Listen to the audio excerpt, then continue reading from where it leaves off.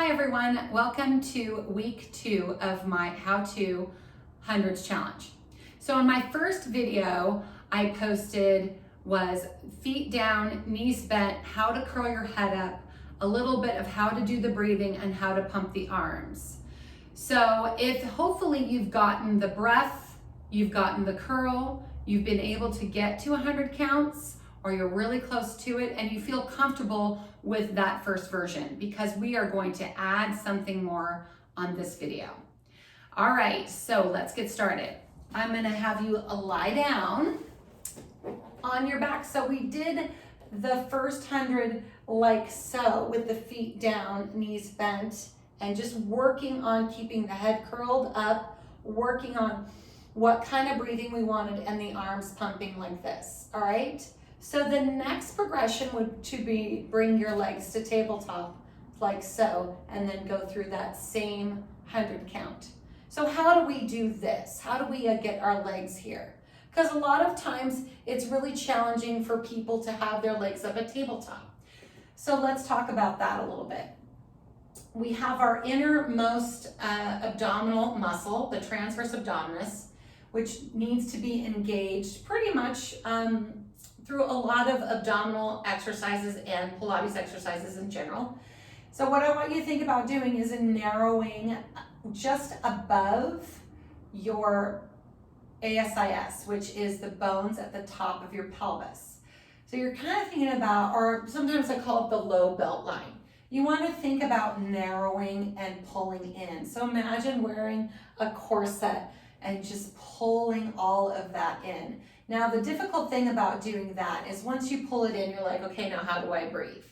So remember what I said when I said you're gonna curl up and you're gonna think about zipping up and through. The idea is that you narrow here, and then you breathe and you pull up and through your kegel and out through the crown.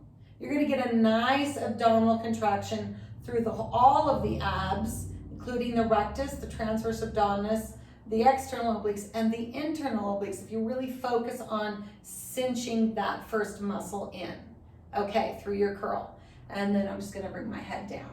So that's the first thing. The next thing is getting the leg up here like this. Now, when our feet are down and flat, we have more of a natural curve to our low back. So that natural arch is there. Once I bring my knee up, it forces a little bit more weight down into my pelvis, and there might be a natural softening of that low back. So I want you to allow it to come down rather than fighting to maintain that curve, because it is a natural softening downward and we're still cinching here. So neutral won't look the same, but the idea is still present through this when both legs come up. All right, so that's the one thing, allowing that natural softening of that low back. You're still cinching your waist in, that weight is coming up. So the other thing is, if you notice when I bring my leg to tabletop, most of my glute is coming off of the mat. So it's not staying down, because that would be too much of an arch of my back.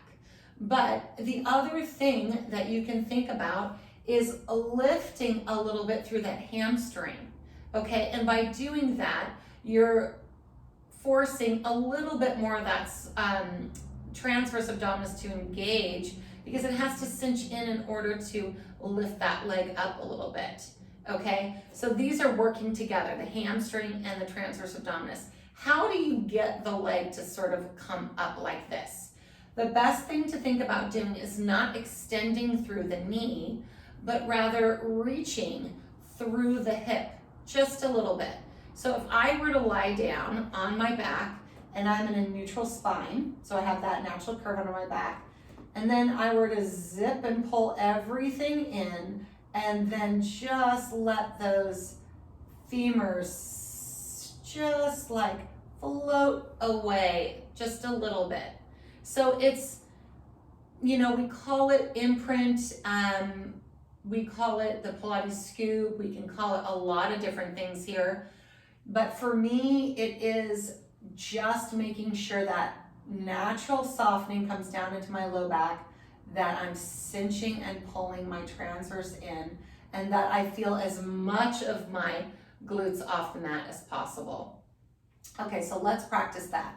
I'm gonna bring my right leg up to tabletop, and then I'm gonna really cinch that waist and make sure I feel secure through the low belly before I lift the opposite leg up. Now when the head down, I feel like this is more challenging, but once you lift your head up, then the only real estate that's really touching the mat is the very top edge of the posterior part of your pelvis and your mid ribs, right around what we call our T-point, which for us ladies is our bra line, okay, or the apex of the thoracic curve. So once that's all up there, that's what's touching.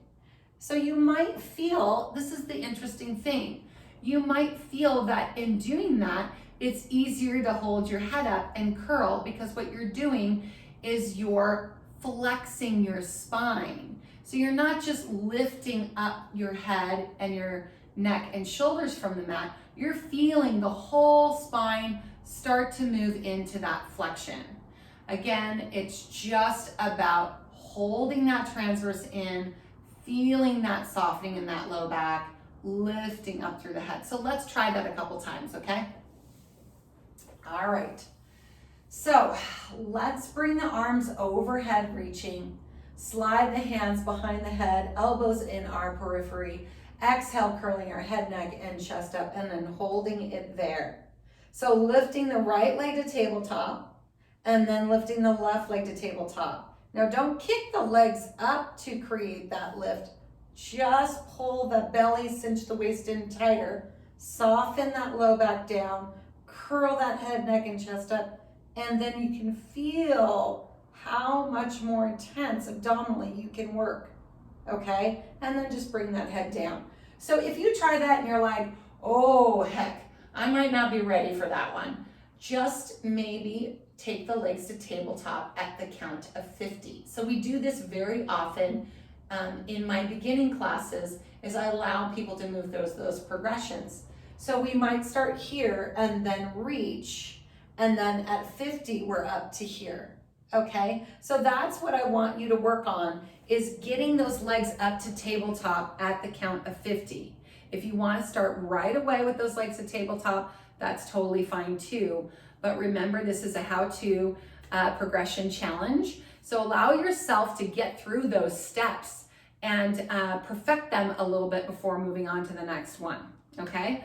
All right, so here we go. We're gonna do our hundreds now. I hope you guys are all ready. All right, so I will do the 50 count and then lift the legs to tabletop, and then we'll keep going. I'm gonna change the breathing on my own halfway through, just for those that might be interested in doing the long breath rather than the staccato breathing, just mixing it up a little bit. And let's get started. So reach your arms overhead, take a deep inhale through the nose. Exhale through the mouth, let all the air out. Slide the hands behind the head and exhale, curl your head, neck, and chest up. So I'm gonna really reach through that crown, cinching the waist in, coming up through here, reaching my arms, not too far, plugging them in their sockets, and let's begin. Inhale, exhale, 10, inhale, exhale, 20, inhale, exhale, 30, inhale, exhale, 40, inhale, exhale, 50, legs up to tabletop, here we go.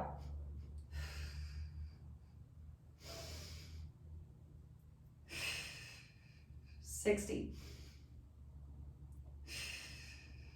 70, 80, 90, 100. Long inhale, long exhale, gently bring it down. Okay, wow, so that really just brings it up a notch, doesn't it? So let's see how this goes this next week.